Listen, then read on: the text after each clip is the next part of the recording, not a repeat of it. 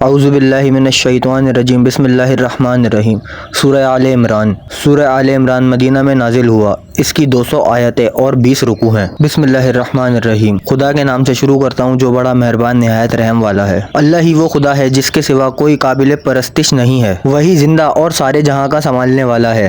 اے رسول، اسی نے تم پر برحق کتابیں نازل کی جو آسمانی کتابیں پہلے سے اس کے سامنے موجود ہیں، ان کی تصدیق کرتی ہیں، اور اسی نے اس سے پہلے لوگوں کی ہدایت کے واسطے توریت و انجیل نازل کی اور حق و باطل میں تمیز دینے والی کتاب قرآن نازل کی۔ بے شک جن لوگوں نے خدا کی آیاتوں کو نہ مانا ان کے لیے سخت عذاب ہے، اور خدا ہر چیز پر غالب بدلہ لینے والا ہے۔ بے شک خدا پر کوئی چیز پوشیدہ نہیں ہے، نہ زمین میں نہ آسمان میں۔ وہی تو وہ خدا ہے جو ماں کے پیٹ میں تمہاری تصویر جیسی چاہتا ہے بناتا ہے، اس کے سوا کوئی معبود نہیں۔ وہی ہر چیز پر غالب اور دانا ہے۔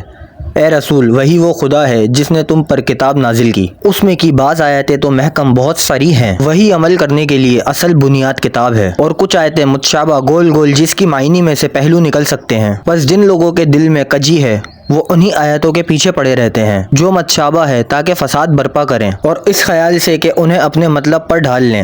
حالانکہ خدا اور ان لوگوں کے سوا جو علم میں بڑے پایا پر فائز ہیں، ان کا اصلی مطلب کوئی نہیں جانتا۔ وہ لوگ یہ بھی کہتے ہیں کہ ہم اس پر ایمان لائے۔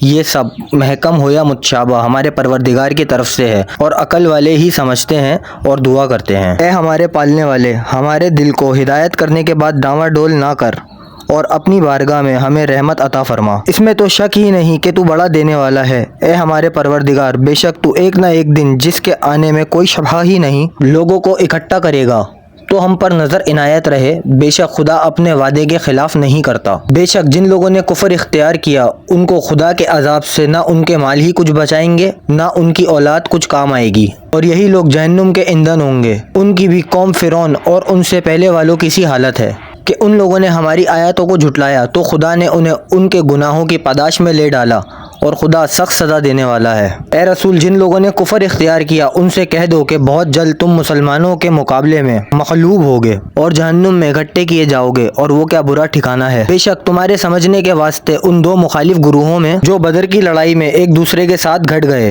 رسول کی سچائی کی بڑی بھاری نشانی ہے کہ ایک گروہ خدا کی راہ میں جہاد کرتا تھا اور دوسرا کافروں کا، جن کو مسلمان اپنی آنکھ سے دگنا دیکھ رہے تھے، مگر خدا نے قلیل ہی کو فتح دی، اور خدا اپنی مدد سے جس کو چاہتا ہے تائید کرتا ہے۔ بے شک آنکھ والوں کے واسطے اس واقعے میں بڑی عبرت ہے۔